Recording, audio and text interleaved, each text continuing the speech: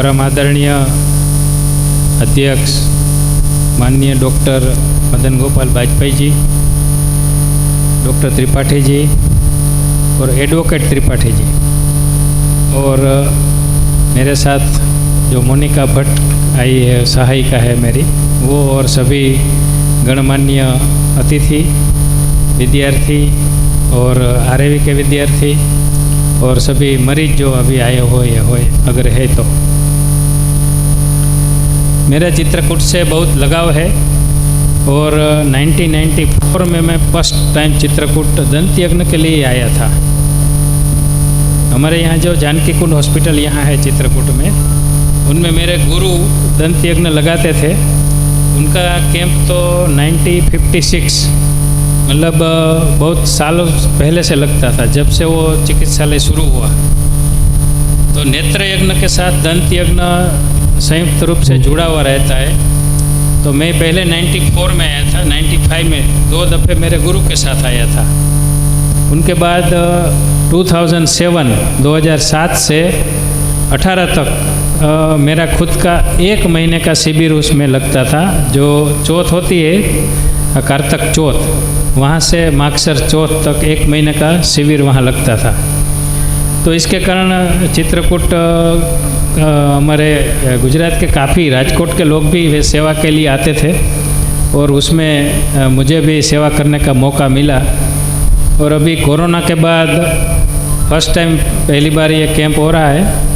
तो राष्ट्रीय आयुर्वेद विद्यापीठ के हमारे गुरु दिल्ली में भी मिले थे और अभी जब वेबिनार हुआ हमारा जो हर गुरुवार को होता है, तो उनके उसी समय उन्होंने मुझे मैसेज कर दिया और फ़ोन कर दिया कि आप चित्रकूट आइए और यहाँ भी हम दंत चिकित्सा शिविर लगाएंगे।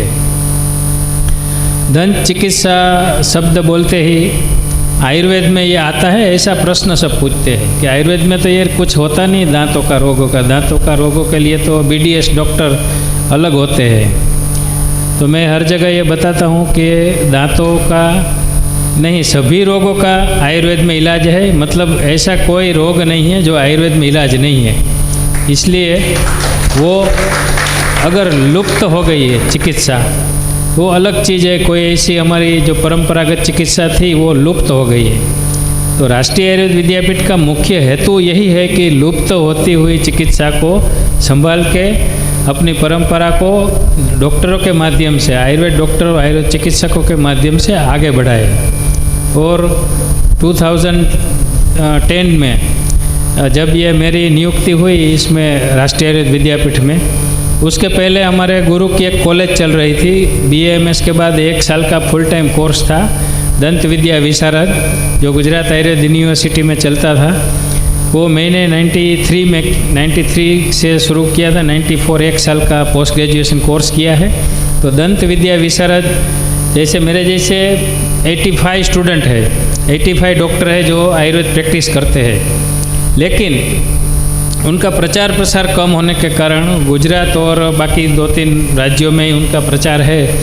तो इसके कारण ये भी धीरे धीरे लुप्त हो रहा है और ये कोर्स भी बंद हो गया। तो अभी आरएवी के अलावा कहीं इसकी चिकित्सा का कार्य चलता नहीं है, मतलब परंपरा आगे नहीं चलती है। तो मेरा मानना है कि मैं दंत यज्ञ इसीलिए लगाता हूँ कि ये दंत विद्या का प्रचार प्रसार हो जाए। कितने मरीज हुए, कितने का दांत निकाले, कितने को देखा, ये सेवा कितनी हुई वो अलग चीज़ है।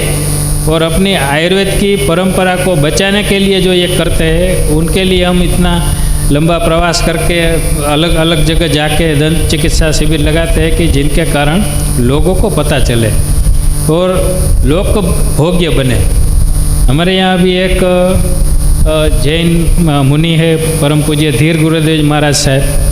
मैं तो सब जगह यही बोलता हूँ कि ये चिकित्सा पद्धति जो आयुर्वेद की है वो हमारी दंत विद्या बचाने के लिए गवर्नमेंट ने तो अभी काम किया है, लेकिन सबसे ज़्यादा काम संतों ने और अपने जो मंदिरों वगैरह है उन्होंने किया है। क्योंकि उनको ये तर अच्छा लगता है तो तुरंत वो दंत यज्ञ वगैरह लगाते हैं, अपना कोई भी आयुर्वेद का शिविर है वो लगाते हैं। तो जैसे क्लब वगैरह होता है तो उनमें सब मेडिकल शिविर लगता है, लेकिन आयुर्वेद शिविर ज़्यादातर मंदिरों में लगता है। तो मैंने अब तक मैंने और मेरे गुरु ने भी काफ़ी मंदिरों के संपर्क किया है और मंदिरों का इतना रिस्पांस अच्छा मिलता है हमको कि वहाँ ये दंत चिकित्सा का आसानी से काम होता है। अभी मैं जो बोल रहा था कि हमारे वहाँ के एक जैन अग्रणी मुनि है परम पूज्य धीर गुरुदेव महाराज साहब, तो उन्होंने हमको बोला है कि आपका 100-200 ऐसा दंत चिकित्सा शिविर हम सभी पूरे सौराष्ट्र में, गुजरात में, जहाँ भी वो जैन समाज का जहाँ उसका बड़ा बड़ा उपाश्रय वगैरह है वहाँ लगाएंगे। मतलब उनके एक झुंबेश के रूप में ले लिया कि भाई ये करने लायक चीज़ है। तो एक संत के मन में अगर आ जाता है तो वो चाहे वो कर सकते हैं, और वो उनका वचन है, उनकी जो बोलते हैं जो वो उनके सेवक भी तुरंत उठा लेते हैं। तो इसीलिए ये दंत चिकित्सा शिविर है, हम इसीलिए लगाते हैं कि ये हमारा व्यवसाय नहीं, ये हमारी दंत चिकित्सा के प्रति हमारे गुरु ने जो परंपरा दी वो टिकाने के लिए, उनको बचाने के लिए हमारी एक झुंबेश है। उनके लिए मैं हर बार जब वेबिनार होता है तब सभी गुरुओं को, जो हमारे परम आदरणीय गुरुजन है सब पूरे भारत से करीब 100 के आसपास गुरु है, उनको भी मैं निवेदन भी करता हूँ कि आप भी वहाँ दंत यज्ञ लगाइए, आपके यहाँ भी आएंगे तो लोग जानेंगे।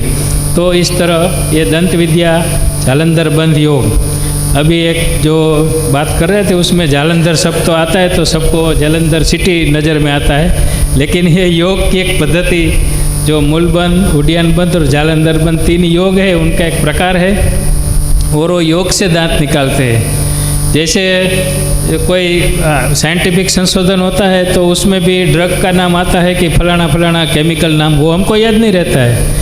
उसी तरह ये संस्कृत का नाम है इसलिए वो भी हमको याद नहीं रहता है। अभी हम इतना संस्कृत भूल गए हैं और इतने अंग्रेजी में घुल मिल गए हैं कि हमारा खुद का संस्कृत है वो हम भूल रहे हैं।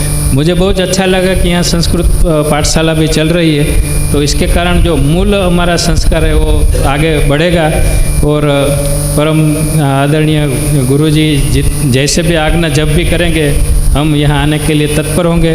हमारा पूरा भारत में लगभग ऋषिकेश, कोयम्बतूर, यहाँ चित्रकूट है उत्तर प्रदेश प्रयागराज में, और ऐसे हिमाचल प्रदेश में भी लग चुका है शिविर। ऐसे करीब 12-15 राज्यों में अब तक 3000 से ज़्यादा दंत यज्ञ लगाए हैं और उनमें करीब 3-3.5 लाख दांत बिना इंजेक्शन हमने निकाले हैं। और हमारी जो सहायिका है, ऐसे हमने 8-10 लोग तो हमारी टीम है जो सबको ये चिकित्सा पद्धति आती है। और साथ में हम अभी गांव-गांव जाके, मतलब छोटे गांव में उनकी बहुत ज़रूरत होती है तो वहाँ जाके चिकित्सा खास करते हैं। और यहाँ भी जिसको भी जालंधर बंद यंत्र से दांत निकालने की ज़रूरत होगी वो निकाल भी देंगे, दवाई भी देंगे और सब आयुर्वेद चिकित्सा करेंगे।